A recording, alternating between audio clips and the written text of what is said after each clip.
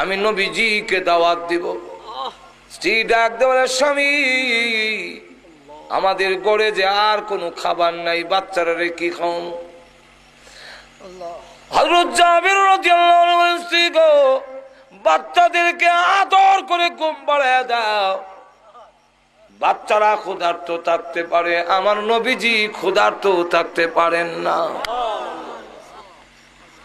আশিক, আমার ঘরে যদি খাবার থাকে আর বিশ্ব নবী যদি ক্ষুধার্ত থাকে গো, কিয়ামতের মাঠে আমি আশিক রাসূল হইয়া মহান আল্লাহর দরবারে দাঁড়াতে পারবো না।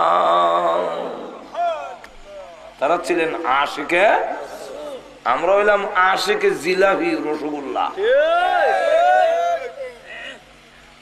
সাহাবায়ে কেরাম ছিলেন আশিকে রাসূল।